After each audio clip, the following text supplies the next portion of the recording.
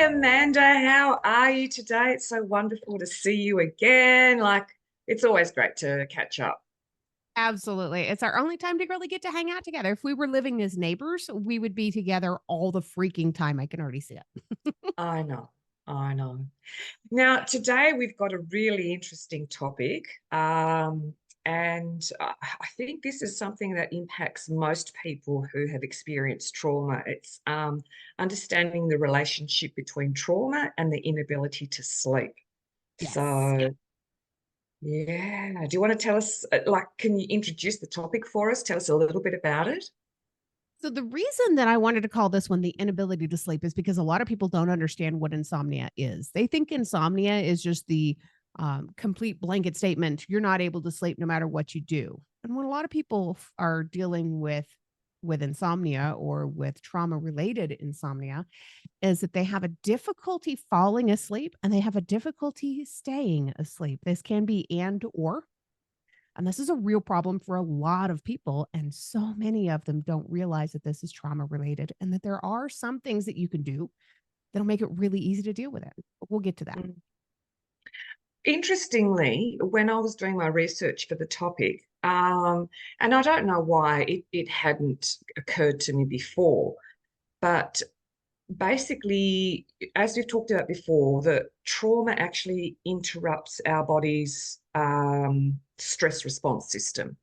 And essentially, what we've got is that we're either in persistent hyperarousal or hypervigilance. And that actually is what affects our sleep patterns because we're in this hyper-aroused and hypervigilant state. And I don't know what possessed me, but I didn't ever make that link before I read it. And it makes so much sense. Yeah, absolutely. And if you think about it, for somebody that has had some kind of a traumatic experience, specifically somebody who's been in, let's say, an abusive relationship, they lay awake a lot of times because they're afraid to fall asleep. They don't know what this person, this abusive person, is going to do. Even if that person has never been physically violent with them, that's not what abuse necessarily has to be. They can still live in this constant state of fear that if I fall asleep, so and so is going to get mad, or they're going to say something or do something, or they're going to make me mad. This is also really common with people who have experienced infidelity in their relationships for the same reason. I can't fall asleep until he or she falls asleep because that's when they get on their phone. That's when they start having these inappropriate conversations with somebody else. Mm, mm. Interesting. Yes. So, do you want to talk about the symptoms, or would you like me to say something about the symptoms? Well, I know that we can probably split this up. I'll cover a couple things and then I'll let you cover a couple things. Okay, cool. So, hypervigilance, you did touch on. That's constantly feeling alert and on edge. If you can't relax, you can't sleep. Flashbacks. So, Mm, people, and we did cover this a few episodes back in 2023, but when people are experiencing flashbacks that are really vivid and intrusive, they have sensory impressions of a traumatic event. This is going to stop them from falling asleep because they're going to have number one, this hyper arousal that's caused by the flashbacks, but also number two, they're going to have this fear of falling asleep because they're going to afraid that they're going to be afraid. They're going to lose any kind of sense of control that they have over what their mind does when they're sleeping. They're also going to have a whole lot of physical discomfort. hmm So there's that feeling restless, being tense, Yep, experiencing physical pain. These yep, are all going to make it very, very challenging for somebody to go to sleep, of course. absolutely. Well, yeah, I can add to those. So, you've mentioned the difficulty falling asleep. There's also frequent awakenings. So you might get to sleep, but wake up several times during the night. Um, and also another one is early morning awakening, and that's something that I've experienced both of those. The three of them: difficulty falling asleep, frequent awakenings, and the early morning awakening. And I remember at one point in my life I had restless leg syndrome, so Mm. I just couldn't sleep because my legs were constantly sort of jittery. Um, and also the last one I've got on my list is non-restorative sleep. So when we get into that really deep sleep, that is when our body restores and our cells grow and our brain starts to also rewire and reconnect. And that's when the neuroplasticity happens. But yeah, so that's some of the sleep disturbances. And then the effects of that in the daytime, of course, you're constantly exhausted. Oh, yeah. Like I lived years where I was constantly exhausted, irritable. Yay, yes, that was me, very grumpy all the time, and difficulty concentrating. I found that Right. as well. Right. Because if your brain's not resting and your body's not resting, well, then it's impossible to really focus during the day. Oh, So absolutely. those are And some then of the symptoms. another issue there is you find it difficult to stay awake during the day. If you're not sleeping at night, you can sit there at your desk at work. I cannot tell you how many times I fell asleep like this with my Yeah, hand on my face, just propping my chin up, out cold for like 2 or 3 minutes at a time. You're still not getting yeah. decent sleep then. No, Yeah. You were no. talking about the deep sleep. If you ever sit there and watch somebody else as they're sleeping, they go into what we know as REM, rapid eye movement. And that's when they're dreaming. That's when their brain is doing all of this work. If you're not reaching REM sleep, if you're not dreaming, you're not doing the work that your brain needs to do. Yes, exactly. That's when our brain processes everything, makes understanding of the day's events and how those events of that particular day relate to our feelings, our thoughts, previous events. Yeah, REM sleep or REM sleep, as it's known, is so important. Right.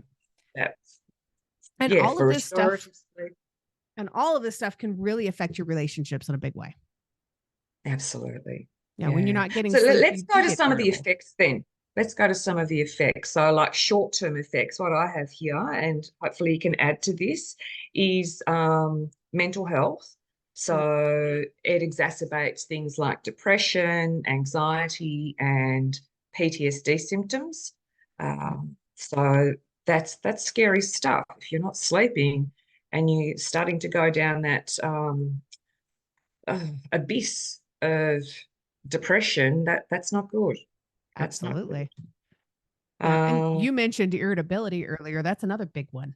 And you're going to start being irritable with other people in your life, whether they're doing anything to actually irritate you or not. You're going to perceive it as being an irritation and you're going to start snapping at these people. I've done yeah. that. I'm sure you probably have too. Oh, yes. My What daughter, Oh, Mum, why are you so grumpy? I'm not. I'm not grumpy. so what about cognitive impairments? You mentioned memory. Yeah, So what else can be affected by this? It's a lot of stuff. there's a Like, lot of stuff. So, um, well, in terms of actually, this brings me to my next point, which was daytime functioning. And it's decreased productivity. So if your memory is being affected, that's part of your working memory, which is what allows us to do our activities, read a book, listen to music, have a conversation, do our work, our paid work, or washing the dishes and putting the washing out. So all of those skills, those cognitive skills that are related to our daily living tasks are impaired. And if you combine that with depression or anxiety, well, then you're a bloody basket case because you can't do the things that you want to do. absolutely.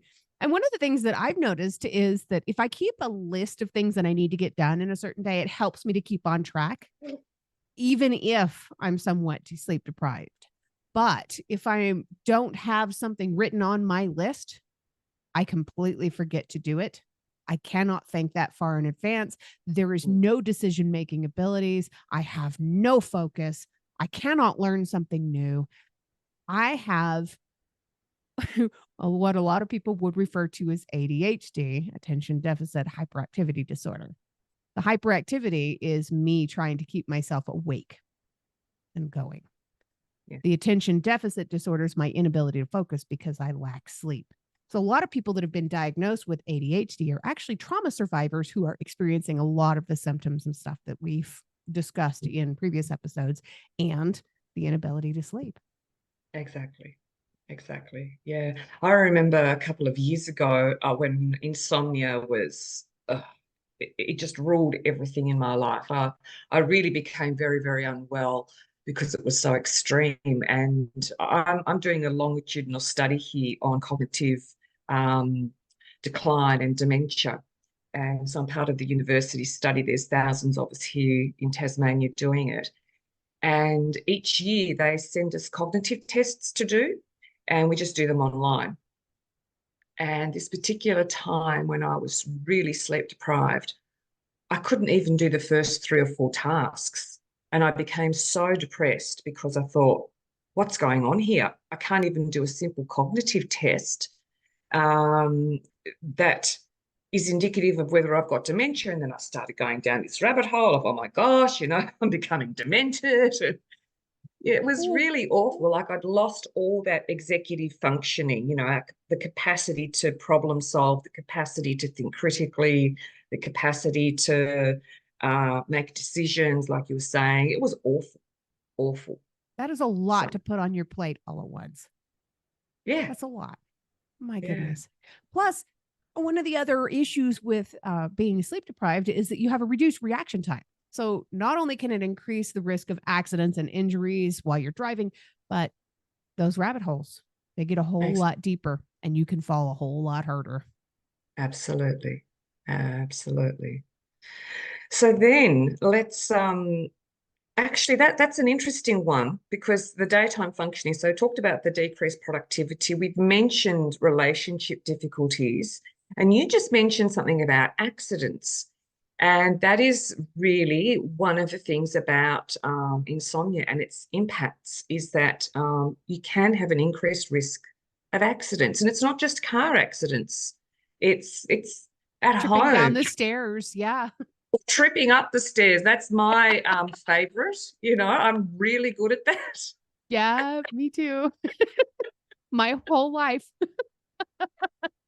Yeah. Bumping into doors, like the amount of times I've ended up with bruises up my arm and people go, what's wrong with you? I just bumped into the door again. I had I that didn't see problem. the hole in front of me. I had that problem so bad for so long that people suspected for a little while that I had something called EDS, Ehlers-Danlos syndrome, which is something where you have hyperextension of certain joints and certain issues with clumsiness. I was so bad. And it was not EDS. It was a false diagnosis. I was sleep deprived. Yeah, yeah.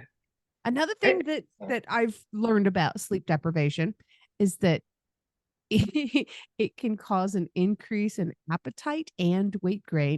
And those yeah, two, of course, go hand in hand. And it disrupts your hormones that regulate your hunger and your feeling of being full. exactly. Yeah. I think it's something to do with the pituitary gland in our brain, if my memory serves me correct. But then again, it might not because, I have been sleep deprived.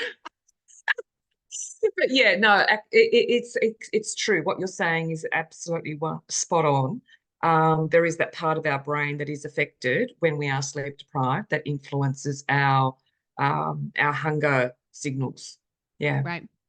Right. And these are just the short term consequences that we've been talking about. There's long term consequences for this stuff too. absolutely. Do you want me to start off? I'll let you take it away. Woohoo.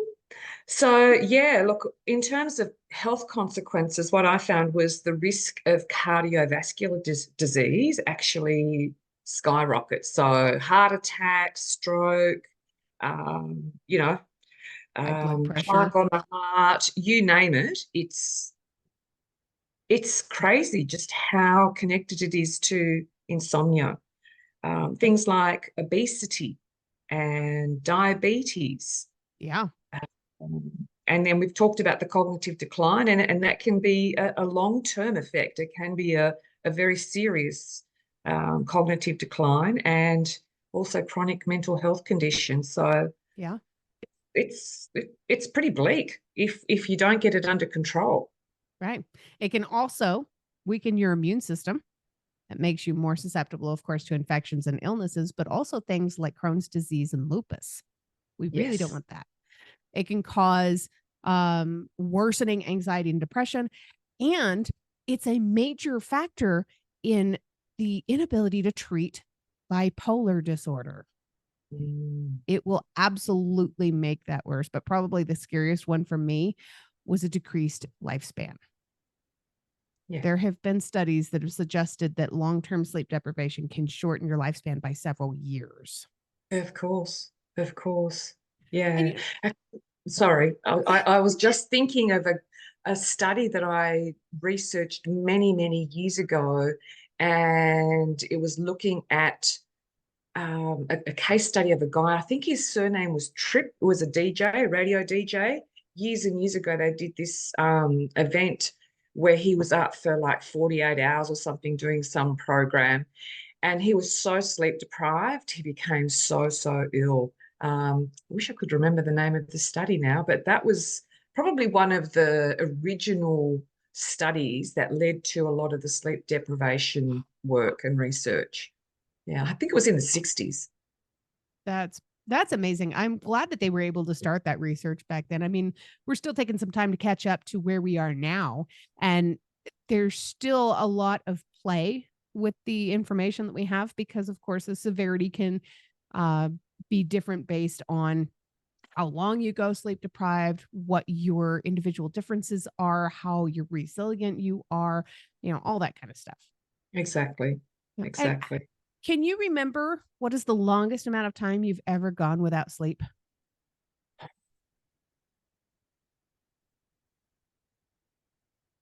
I would say easily I can remember a period where it was probably up to 72 hours where I was probably getting micro sleeps, where you sort of nod off for 5 seconds and wake up again.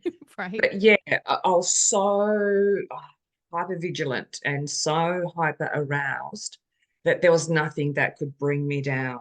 It was pretty intense. What about you? Ooh, the longest I ever went without sleep is somewhere around the um, severe levels and somewhere around the this may kill you levels. And a lot of people don't realize that going without sleep for long periods of time can absolutely end your life. The Oh longest yeah. I ever went without sleep was, as best as I can figure, 8.5 days. Wow. And that was during my trafficking. It was part of the torture and abuse that I went through. Yeah. It's insane to think about it now because looking back, I did not know these numbers. I did not know this information back then. It could have killed me. I think it Yeah. very nearly did, but I wasn't with it enough to really know that at the time. I was hallucinating heavily. I thought I was asleep when I was stumbling through the house. I didn't know where the stairs were. I didn't remember that we had an attic and I was fascinated by the square in the ceiling. Really weird stuff. It's like being on acid and I've never Oh, been on acid. completely. Completely. Yeah, look, I've just found the thing about that guy, and I'll mention it in a minute, but um, I think what you're saying there is just how serious it is in terms of death. And in war situations, they actually use sleep deprivation as a form of torture, and people have died. Yeah. Yeah, absolutely. Yeah. So, and one of the things that I want to do at the end of this episode, I'm going to include it in the show notes because I feel like it's really important to have this in the tool bag. But there are certain questions that a therapist might ask if you talk to a therapist about your issues with sleep deprivation. So I'm going to Mm. include all of those specific questions in the show notes so that people can start to write this stuff down. If they do seek out professional help, they'll already have this information handy. They'll hopefully have their answers prepared before they ever go in there, and they'll have an extra tool in their tool bag. But if they don't seek professional help, they'll at least know where they're standing. Exactly. Yeah, that's good. That's good. So can we talk about some of the strategies to overcome insomnia? Yes, absolutely. My favorite part of the episodes. Well, of course, there's one that we always go to, and that is therapy. Yes. And looking at trauma focused therapy like CBT, so cognitive based therapies, where they're trying to change our thought patterns and our beliefs and perceptions around the things that are causing us to have inability to sleep. And also EMDR, and that's something I think I mentioned recently, the eye movement um, strategy. And I'm currently going through that myself, and that Yes. specifically is to address traumatic memories and reducing that hyper arousal. So I'm not in that hyper aroused state, but there are still some memories, traumatic memories that I'm dealing with that I want to get out of here, out of my brain to, Yeah. allow me to have my best life as I continue on. So it's really important if these are recurring nightmares that you're having, or the insomnia has got to such a point that it's unbearable. I would highly recommend CBT and EMDR if you can Right. afford that therapy. And for anybody who's wondering, I've also been through EMDR and it's amazing. But EMDR stands for eye movement desensitization and reprocessing. So it's really important to understand that this isn't some mumbo jumbo letters that we're just throwing out there because it's like a medication that you can't pronounce. This is something that's very real. And you can look it up and learn more about it online if you're scared of it. Find out information before you talk to the therapist if you feel like that's what you need to do. And look, I've had two different therapists working with me. I did it for the first time about 10 years ago. And the therapist that I saw at that time was only just being trained in it. Mm. And also, we're talking 10 years ago. So at that time, the research in the area was still limited. They were still discovering what it was, how it impacted on the brain, and those traumatic memories. So I actually ended up being re-traumatized in that Mm. situation. And it really threw back my um, recovery process a number of years. However, I found a new therapist last year, and we've done, I think, 3 or 4 sessions so far. And just in that time frame of, I think we've done it over about 6 months. So I've taken my time doing it. Um, I've just gone through this radical change of feeling great and much better about myself. Those traumatic memories are no longer traumatic, and they no longer keep me awake at night, which is just amazing. So, how's that for a plug? Um, but it depends on the therapist, is what I'm trying to get at. And it depends on their training, and it depends on how the rapport that they establish with you as their client, and ensuring that you, as the client, make sure that you're in the driver's seat. Because like my therapist has said, you ready? Shall we do X, Y, Z? And I go, no, I'm not ready to do that yet. I want to deal with this stuff over here first. And Smart. I Being an feel advocate for yourself. absolutely it's so important. And I think the only person who knows you the best is you. Yeah. You cannot allow a therapist or a doctor or some other professional to tell you what's best for you. They can advise you, but ultimately, you know yourself best, you know your body best, you know your mind best, we hope. Um, and that it's so important for you to have agency in any therapy that you do. Yeah. And it's also, one of the things I tell people all the time is that when you find a therapist, it's kind of like finding a good tour guide. They Totally. can't do the work for you. You have to be the one to do the work. But if you're not ready to go down a path, you have to tell your tour guide, or they're going to be wandering halfway down that path without you. Exactly. Exactly. Yeah. So, some of the other Okay. ways to be able to treat it yourself. So Sleep hygiene. So establishing a really consistent sleep routine. It's so important. Go to bed at the same time every night. Subscribe for more Or if you're a content. shift worker or whatever, go to bed at the same time.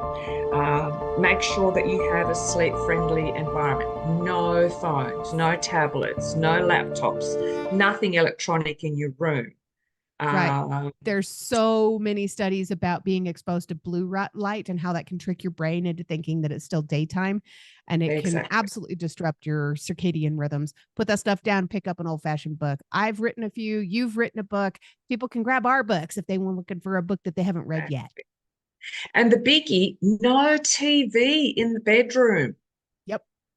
How many people, and I was guilty of this in the past, TV in front of your room, go to fall asleep in front of the TV, TV's going in the middle of the night when they used to finish, midnight or whatever, and you'd wake up and it's yeah, all the snow reminds you of the scene from what is it, Poltergeist? They're here. So that's really important. We're running out of time. So, and also relaxation techniques. One of the things actually my acupuncturist put me onto this is at night, half an hour before you go to bed, get a bucket of really warm to hot water, add some salt, and I've been using Himalayan rock salt, and apparently that takes out all the impurities out of your body and allows your body to relax, but it also does something to the brain. I can't remember what it does to the brain, but I tell you what, it works, because when I have been recently, I've been doing a lot, and so I've been hyper aroused, and then I do that and I go to bed and I sleep so soundly, like nothing can wake me up. Yeah. So that's important. I find a lot of that when I do an Epsom salt bath before bed. Yes. Yes. Like my whole body, everything but the hair and the face. I don't want salt on my face. Now, very quickly, medication. So, some people do take medication. I've opted for natural things like melatonin and I think it's St. John's wort. But again, any of those things, check with a medical practitioner first. Don't just go to the pharmacy and get that. Exercise, so lifestyle changes, exercise, healthy eating, stress reduction techniques, support network. These are things that we've talked about before, but it all relates, doesn't it? Absolutely. Seeking support from friends, family, support groups. And lastly, those self-care strategies. Do things that are relaxing, mindfulness, yoga, journaling, spending time in nature. Enjoy your hobbies. Yeah. Painting. So doing a puzzle. I think that's so important. It's so important. So I've rushed that last bit. I do apologize. No, you're good. I think you're amazing. Yeah. And I can't even really add much to this other than, make sure that your bedroom is a sleep-friendly place. Make sure it's dark and quiet. Make sure it's at a good temperature for you. If it's too hot or too cold, you're not going to be comfortable and you're not going to fall asleep that easily. And I love that you touched on the melatonin, because that is my drug of choice. I have been a very big proponent of melatonin since I was a flight attendant, and my sleep schedule was all over the place every single day. So that was nuts. Yeah. Melatonin was my best friend for a very long time. So I suppose in conclusion then, inability to sleep, it's definitely related to trauma. We can do something about it. Let's have hope, because it is possible. It is definitely possible to work with this, seek help, and all the best, because we've both been through it. We know how bad it can be. We know how disruptive it can be, but look at us now. We're running a podcast that must say we're doing okay. Subscribe for more content.